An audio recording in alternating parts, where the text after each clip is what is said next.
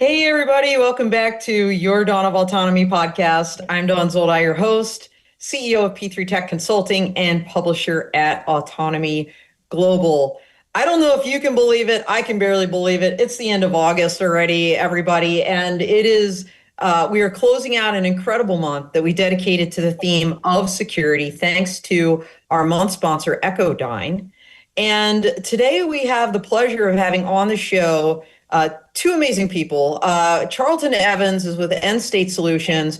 This is his third podcast in a series that he's dedicated to his innovation partners.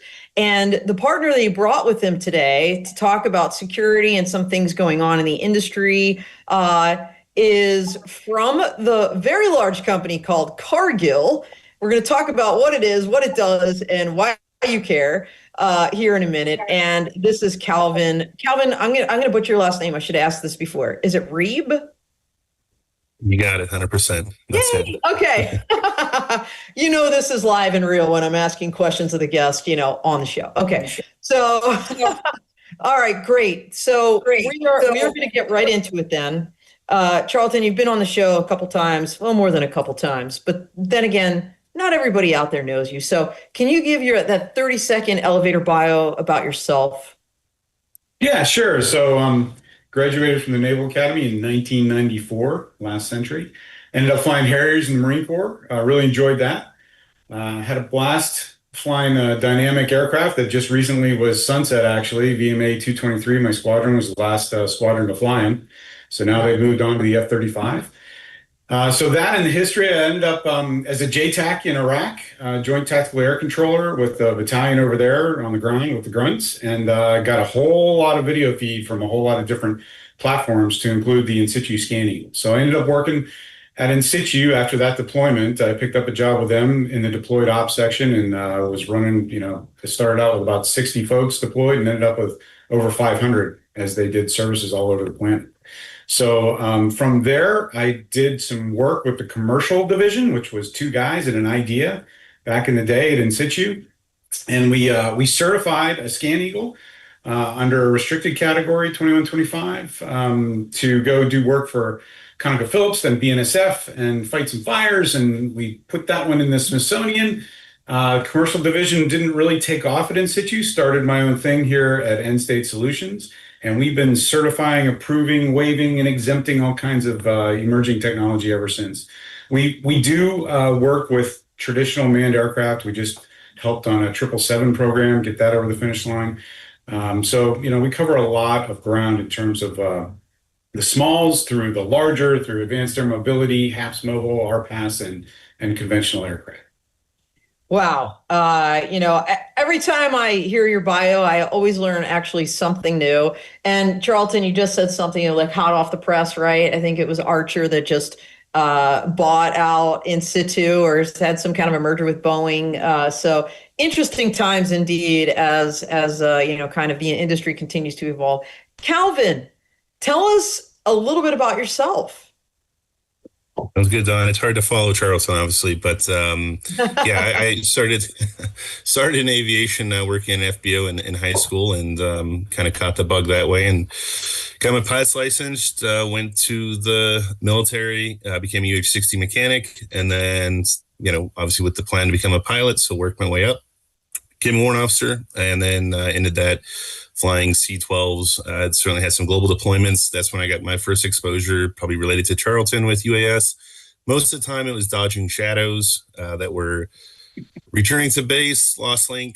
So I was like, oh, these guys are crazy. But long story short, I ended up getting out of the military and then worked consulting for Argus International, and then worked within the small subsidiary called Prism. And mainly was focused on helicopter operators, helping them implement safety management systems and helping them with industry audits, best practice audits, ISBAO audits, so forth.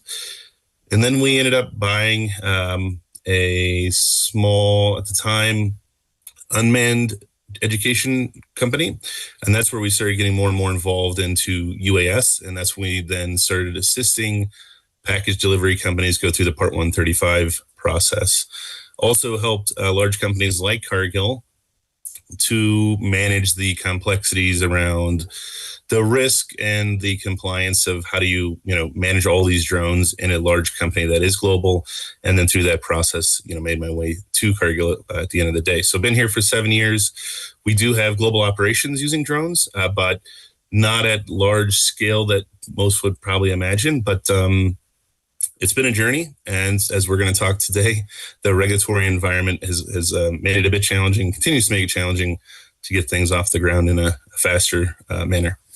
Okay, so I hopefully I'm not going to sound like an idiot here, but Army then? Army guy, there you go. Yeah, we got okay, Army, all right. So we have today. got it. We have a truly joint show today then, because that's right. Charlton, I know the Marines don't consider themselves part of the Department of Navy, but we got Navy, we got Army, we got Air Force right here. So that's pretty awesome. I love it. Thank you both for your service. I'm sitting here in Washington, D.C. at this IDGA counter UAS event. A handful of military members, lots of government types here.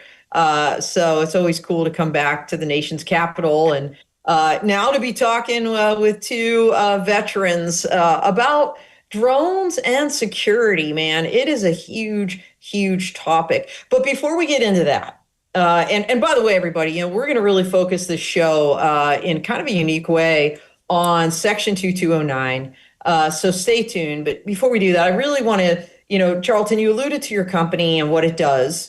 You're all about certification, but can you give that very high level kind of overview of End State Solutions? You kind of got into, why you created it, kind of jumping out from, in situ, but, and having some successes there. But tell us what you do today, just in a nutshell. Yeah, so we take emerging tech companies, for the most part, that are at the point where they've got a mature product or a maturing product, and they're ready to put it in service, create revenue with it, either via selling the product or being an operator and putting their own product into service. And we help them manage or navigate the whole FAA process to get approved.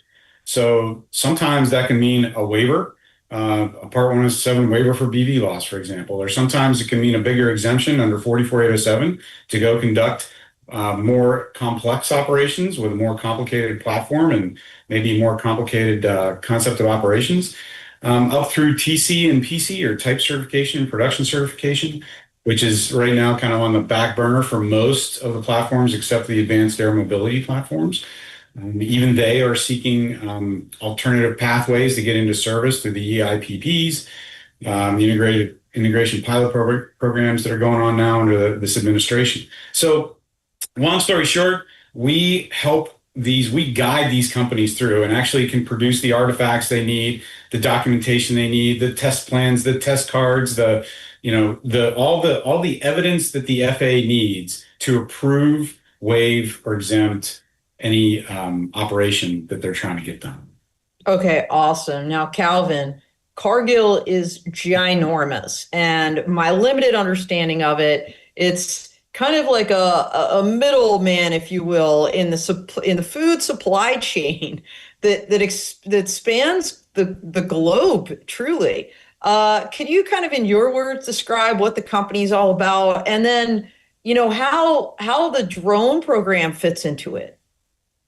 Yeah, no, sounds great, Ton. Yeah, we could probably spend the whole show just talking about Cargill and being here 7 years, continue to understand and learn more about it. But just some data points, I guess, to kind of level set. So it is a privately held company. The family still owns it, and they've actually been around for 161 years now. And they started with building grain elevators along the rail system. And exactly what you said, they're kind of the middle person, right? So they, in certain scenarios, are the middle broker here. So they'll, when they started buying the wheat, corn, put in the silo, store it, wait till the market's right, and then go sell it to the cookie maker and the bread maker. And then you kind of, look fast forward to today. We're the number 2, trader of cocoa. We're the sole source supplier of chicken nuggets in Canada. We are a pretty sole source supplier of a lot of the oils that are used to cook all of your French fries. We have 70,000 hectares of palm plantation in Indonesia. We've got I think we're the number 2 trader of a tomato product in Brazil. So yeah, it really does touch the food supply chain quite heavily. It's behind the scenes, and we don't have a lot of forward-facing brands. Maybe one that if you wanted to go buy and flip it around, see Cargill's name, would be stevia. So they're also into alternative sweeteners when they got out of the sugar business. But yeah, we have about 155,000 employees. We're in 70 countries and then in roughly 125 markets. And our motto is that, we nourish the world in a safe, responsible, and sustainable way.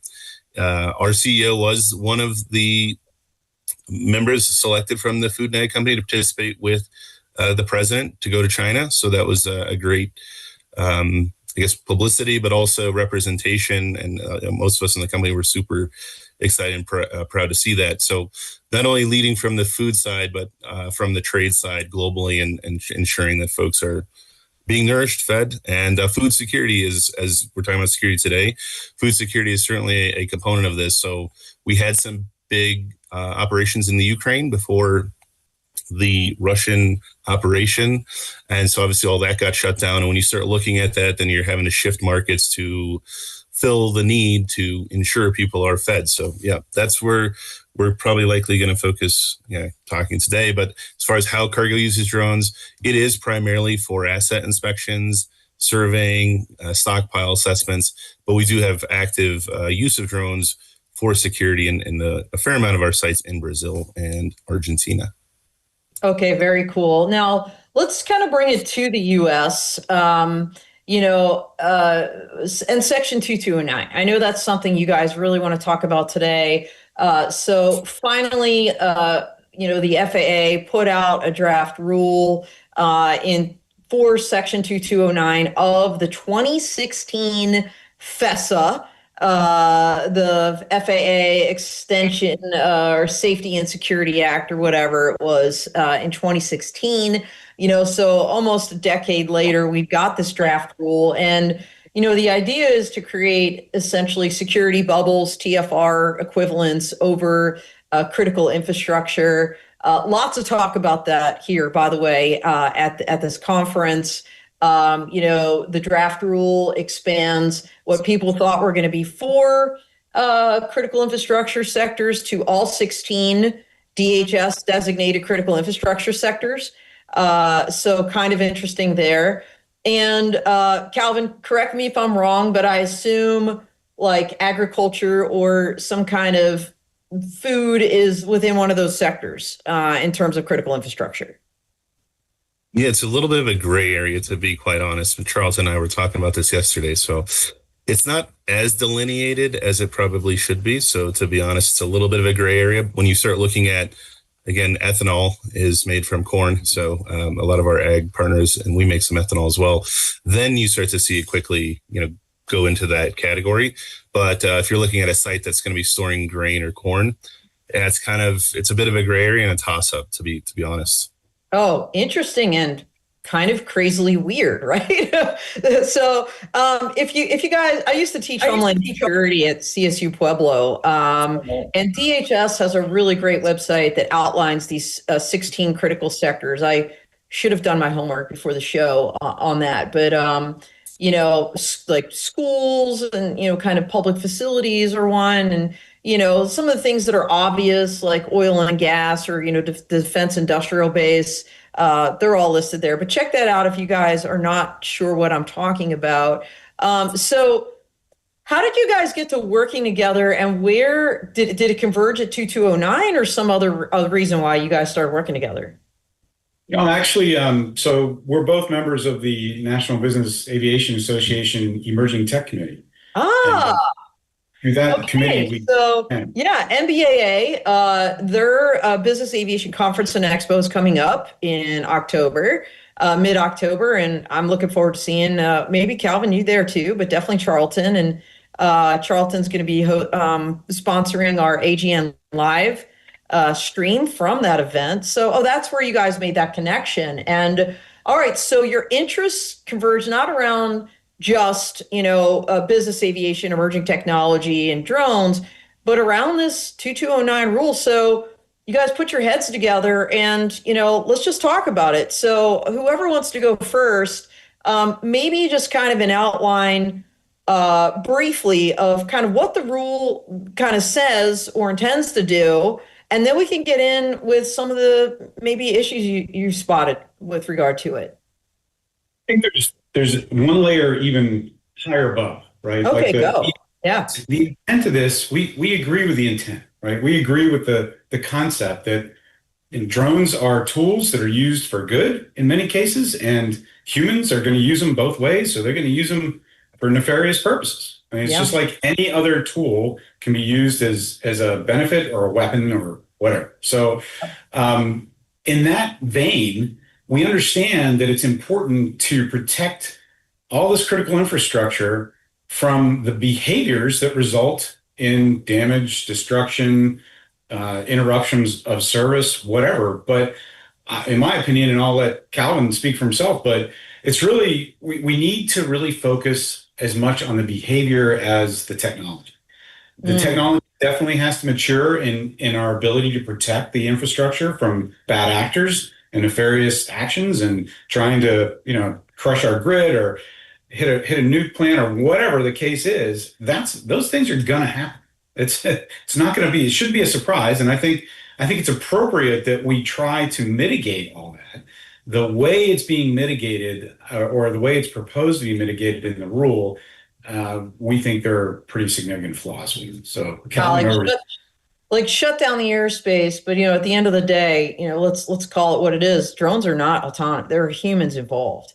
Whether they're actually flying them or they're programming them or whatever it is. So yeah, Calvin, I'd love to hear your thoughts on kind of where the general, let's just call it strategic approach has kind of gone wrong. Yeah, from a high level, I think we didn't see a lot of enforcement from the FAA after 2017, 2019, when Part 107 is really taking off. So I think, yeah, I mean, there's been a bit of that, right? And so you talk to the folks that were running FIFA, those operations and ensuring, the 1,000 drones that they collected were not interfering with the games. And my understanding is that the majority of those operators were just hobbyists that blatantly didn't know that there was rules or laws not to operate drones in a TFR, probably didn't even know what a TFR was.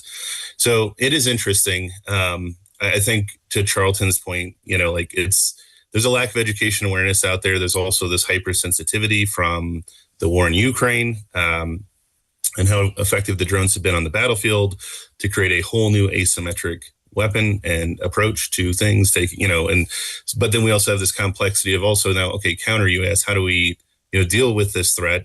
And so, I know there's this famous term in the industry right now. It's like throwing Ferraris at Frisbees, using these multi-million-dollar weapon systems to take out $2,000 to $3,000 drones. So it's a complex issue. There's no getting around that. I don't think Charlton and I talked about that yesterday. We don't want to marginalize that, but do feel that the FAA's approach kind of in this process, whether you look at Part 89, now they're talking Part 146, you look at 2209, it's all in theory and hypothetical sounds great, but they're not implementing well enough to, as is under Part 107, they're not implementing enough to put the teeth in everything to kind of have the right levels of control. So we don't have these big threats and these, people staying up at night concerned about their grid getting taken down or, whatever the case might be. So yeah, it's a challenging issue, but can't write regulations, right? And then say that, well, these words on paper are going to solve the problem. It's got to be a bit more robust than that. Yeah, interesting. So you kind of went from strategy to tactics or execution, kind of in your response. And I get all that. I mean, obviously they're all connected. Charlton, I'm going to go back to you because what I'm hearing really from both of you is, you got to focus on the operator first. Calvin, I agree with you. Everything I've heard, in fact, even just, this is a Chatham House rules here at this conference. Media is not supposed to be reporting. So I can't, attribute this to anybody in particular. But, you're right. They confiscated, over 1,000 drones, probably more than that at the World Cup. It was the careless, the clueless. And, when I think about this, Calvin, both of you, actually, you guys both are pilots. And, when you look at drones, right, initially people are oh, yeah, they're toys. And for some people, they actually really are. And that, and you want to inspire kids to fly. You don't want to crush their spirit or make it overly burdensome. But, at the end of the day, if we're defining in regulation that a UAS is an aircraft, then why are you buying it at Best Buy with no kind of instructions or requirement to actually take a real test? I mean, when I say real test, the trust test, and that's an acronym, we all know that, it's laughable. And they're not even taking it. And so, Calvin, to your point, these careless, clueless people flying all over the World Cup, it's just like, all right, yeah, are they going to fly near critical infrastructure? Absolutely. Like airports, case in point, So I don't know. I'd love to hear your thoughts on, okay, if at the very highest strategic level, they're kind of missing the mark, closing down airspace instead of actually educating people, what would you suggest, Charlton, then? Or what comments did you make? Well, you mentioned the lack of training or enforcement or regulations around the small kind of hobbyist or consumer level drones. And I get that, because when all that was evolving, there wasn't at least a clear and present risk of somebody strapping a whole lot of C4 to one of those in a meaningful way. And that technology's been just advanced through the war in Ukraine and through the Middle East. I mean, an FPV drone now has been demonstrated to be able to really do a lot of damage. So those little platforms that you could potentially get off the shelf somewhere at Best Buy or Costco or whatever, now can be weaponized. It's been demonstrated how they can be weaponized. So the risk is perceptibly different now. Really hasn't changed, but it's just been made routine that happens. So now there's a bigger perceived risk of what used to be a really low risk, low impact thing. Like for all the drones that are being flown by hobbyists, how many of them have actually hurt anybody or actually had an impact on the national airspace? Very, very, very few, right? Mm-hmm. That said, the risk now is higher because it's practically easier to weaponize those. So that's why there's this divergence between, hey, there wasn't any regulation before, or Part 107 was very not well enforced, to now hyper awareness of what's going on in the airs, or attempting to get awareness of what's going on in the airspace. So that's the first part of this, is that we've got to understand what's going on in the airspace. Yeah. Without that piece of it, the whole concept of understanding, if you've got, let's say we put up a UFR somewhere, if you don't know who's coming and going, what's the point, right? It's toothless. And then if you do understand who's coming and going, then what do you do to mitigate someone you identified as a bad actor? Again, there's a big gap there. So that's where I think, when Calvin and I had discussed it, it's kind of toothless, because both the training doesn't exist, the rules don't reflect the technology capability, and it puts a huge burden on the infrastructure and operators to actually own that whole process, which they're not really capable of doing. Yeah, so. No, totally. Look, it allows them to detect stuff, but not to actually mitigate it. And we're going to talk about this, I'm sure, right? But remind me, I'm a little rusty, and this is embarrassing. Because so many rules got published in the last couple of years. Remote ID was one, and there's the recreational rule and litigation surrounding all of those. But for rec drones, very small drones, you don't need remote ID, but you're only supposed to fly in a FRIA, right? A federally recognized identification area. Okay. So any of these yahoos flying near the World Cup, they're not in a FRIA, and right there, they're violating it, but they don't even know that they're violating it. Right. So, it's just like a hot mess. And, how do you get the word out to train these folks?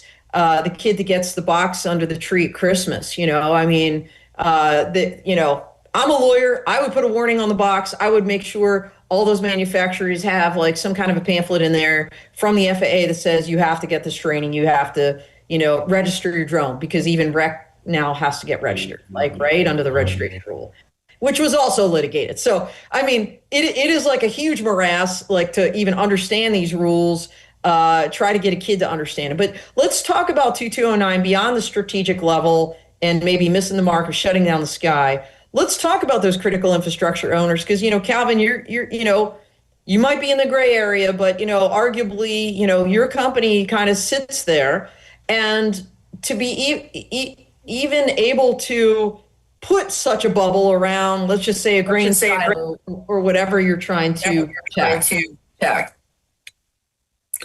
Yeah, and to clarify, I guess, so you were right. Like, obviously, food and ag is one of the 16 declared areas. Right. I guess I'm just thinking through there's different ways to categorize it when you get to the nitty gritty of, like what truly qualifies and what doesn't. So, but they're one of 16. But yeah, when you start thinking about our assets and infrastructure, that, our early on concern was kind of two areas. One is corporate espionage, so you have drones flying around collecting data on how much product you have coming into a site, leaving a site, that could help hedge bets in the larger market for commodities.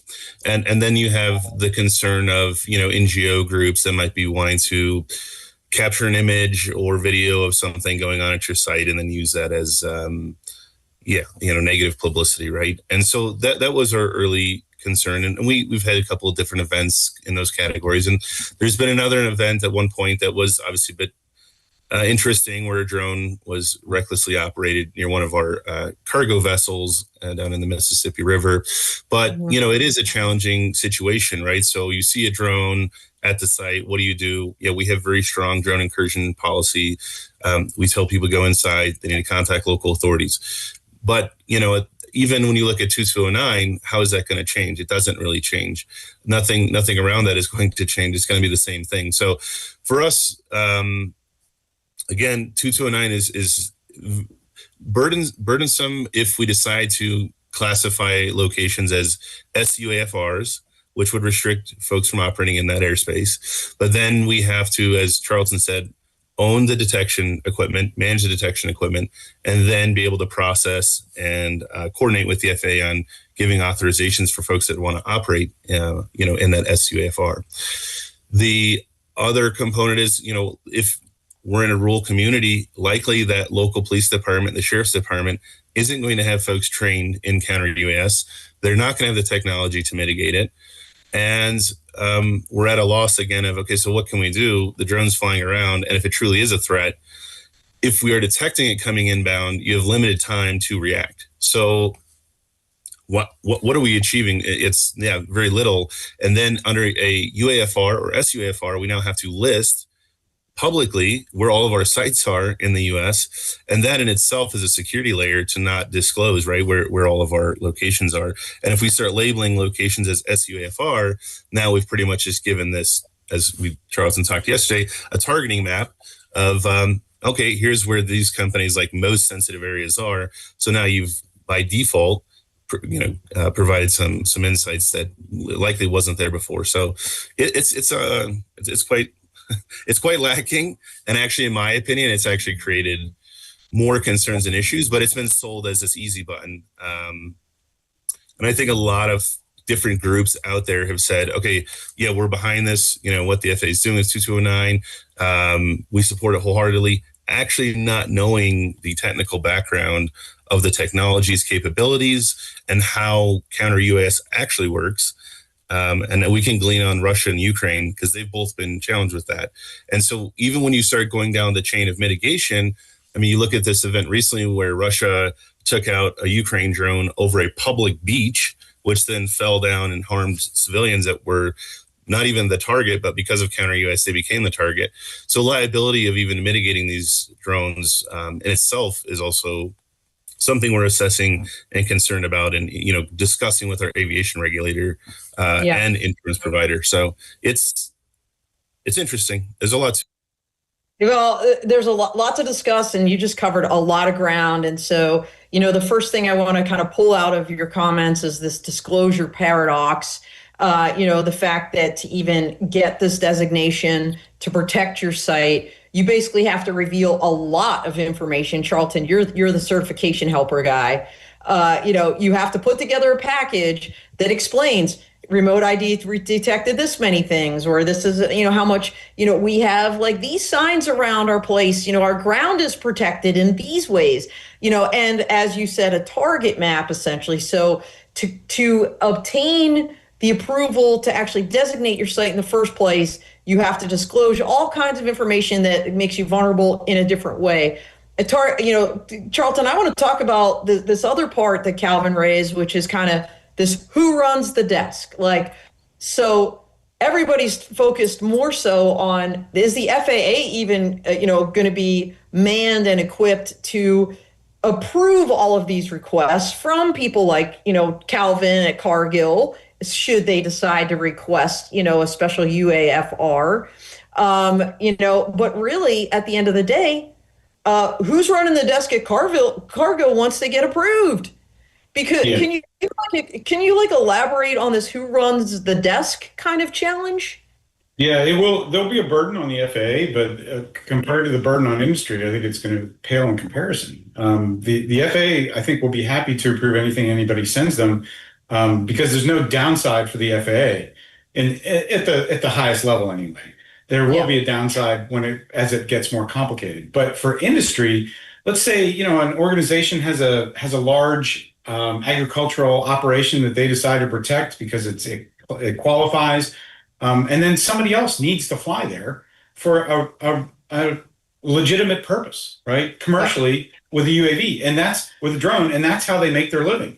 So both companies are revenue based, and one company's priority because of a UAFR could impede the other company's ability to make money. Somebody's going to get sued. Right? Like, you didn't give me permission to go fly there. Who at that company handled that? Was it handled appropriately? It's just a huge, a huge Pandora's box of complexity when you look at how the airspace might be impacted at the low altitudes. From commercial drone operation to commercial drone operation. I'm not sure that anybody's really able to take into account how all the drone delivery companies are going to navigate this over critical infrastructure, right? You've got Google Wing and Amazon and DoorDash, et cetera, all with zipline with budding delivery industries that are opening in cities all across the nation. What happens when the UAFRs pop up all over the same places that they want to deliver? And I don't think the FAA has any interest in coordinating that.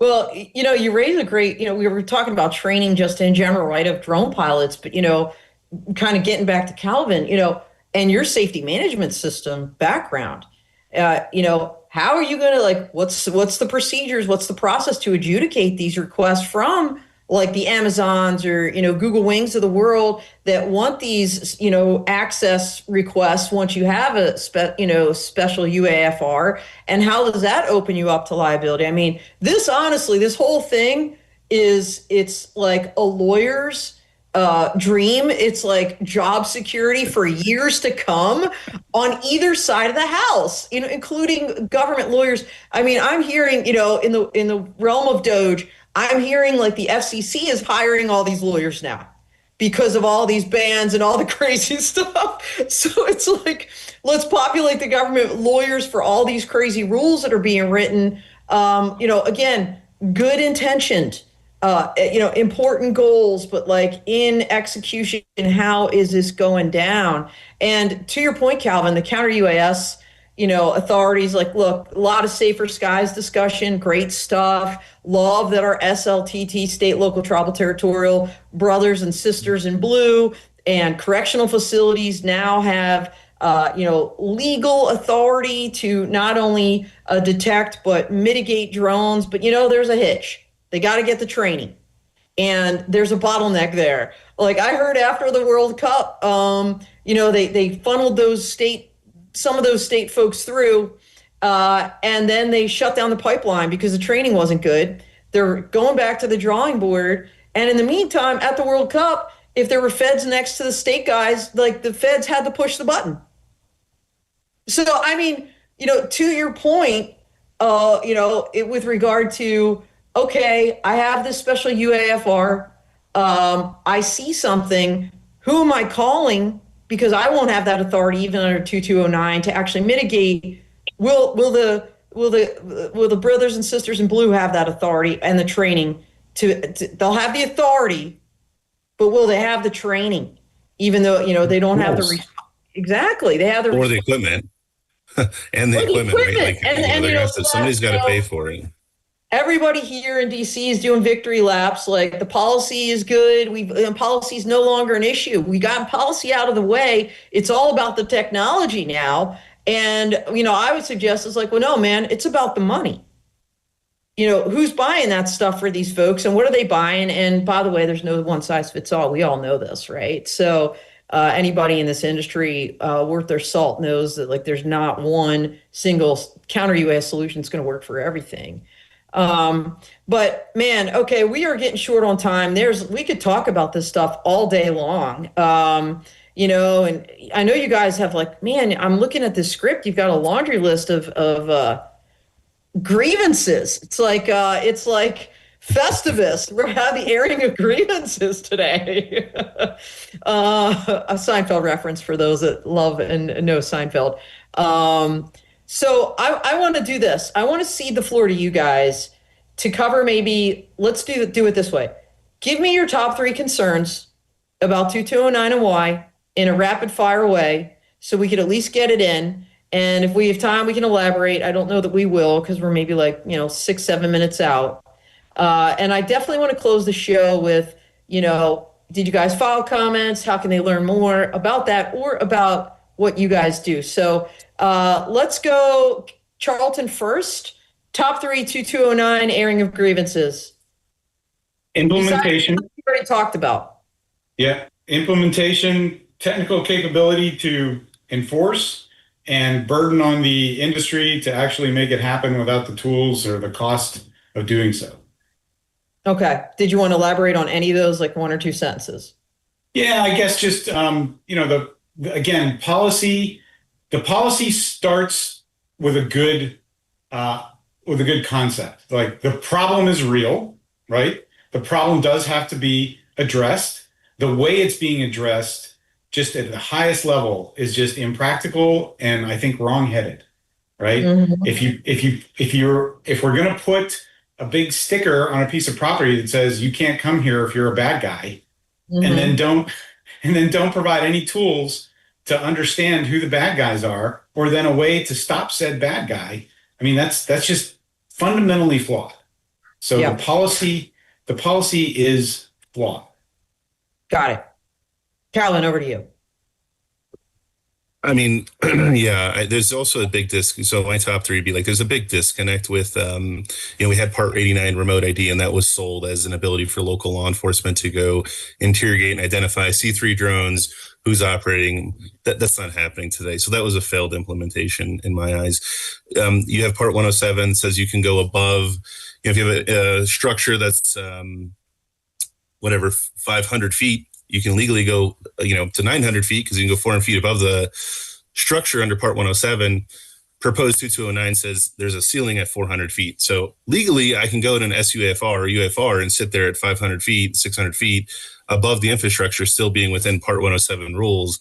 And I'm legal. So I can still sit above the facility and drop something down into the facility, which is a pretty well-known TTP in Ukraine. So, I mean, it's, to Charlton's point, yeah, it's a flawed policy. There's a lack of education awareness. I think that this is raised. That's one of my other concerns and grievances, is that it's being sold as an easy button, and that's not what this is. So that's kind of like top 3. They're all blended.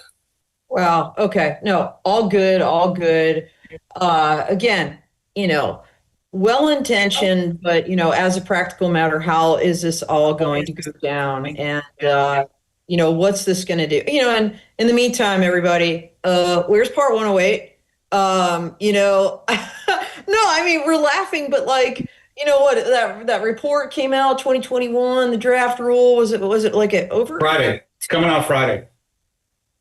For real? Okay. No, like I heard offline, I'm going to use some profanity here. Someone called me like a month ago and said, yeah, they almost just shit canned it. I'm like, what?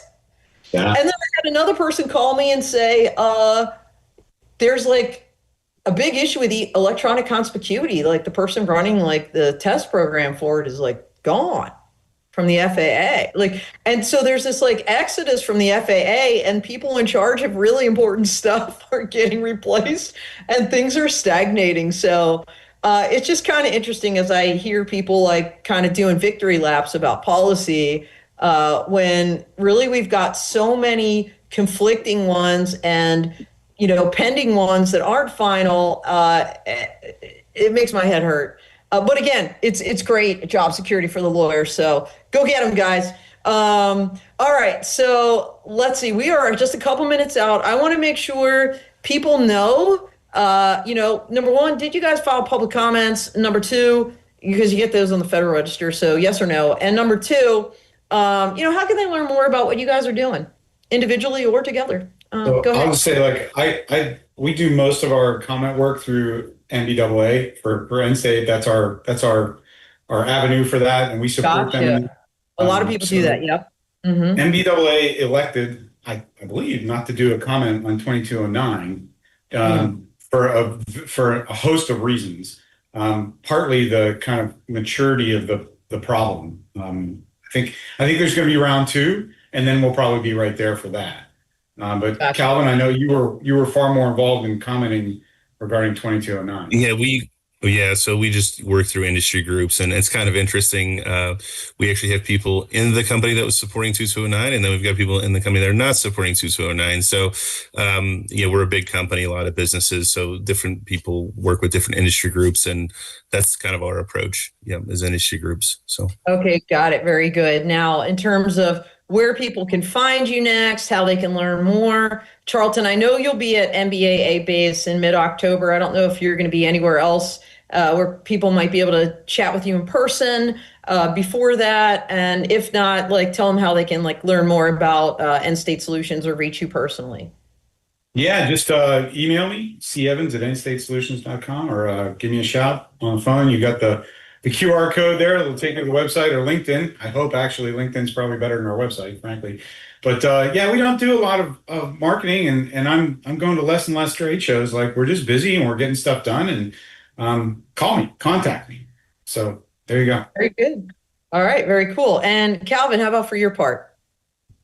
Yeah, I'll be at NBAA base as well, speaking on an emerging tech panel with some different folks from our group, and then also be a commercial UAV next week. But LinkedIn's probably the best way to get a hold of me. And then, if you want to learn more about Cargill or opportunities, feel free to reach out. Yeah, and also check out the QR code there as well. And by the way, speaking of commercial UAV, I didn't know you're going to be there, Calvin. I look forward to meeting you in human form. If you're going to get there a little bit early, Monday night, August 31st, our sixth annual Flash Mob Networking Happy Hour will occur from 7 to 9 at Carnival Court. Spandex Nation takes the stage at 8 o'clock. If you haven't registered, go to the Autonomy Global website. That's autonomyglobal.co. Events tab, find it and register. Thanks to Teal, Carasoft, and my company, P3 Tech. There's going to be some free drinks along with some amazing 80s hairband music. And of course, industry networking, which is all important. So, Charlton, we're going to miss you this year, my friend. Last but not least, we got 1 minute left. You got a book coming down the pipeline. Let's pop up that image and tell us a little bit what's next for you, when we can expect to see this hit Amazon or otherwise. Yeah, so it should be around first of the year. That's what we're targeting. Might be before that, but we'll see. Bottom line is it's kind of vignettes of what works and what doesn't in this industry. I've been doing this now since about 2012, which is a long time in drone years. And, seen a lot of things that are consistent across the board on risks to your business, as well as pathways that are proven to work. So trying to bake that into the book and get as much information out to folks through some kind of hopefully some funny and otherwise stories along the way. Yeah, well, now that we popped your book up, we popped Calvin down somehow, but that's, we've seen his mug enough, I think. Beautiful.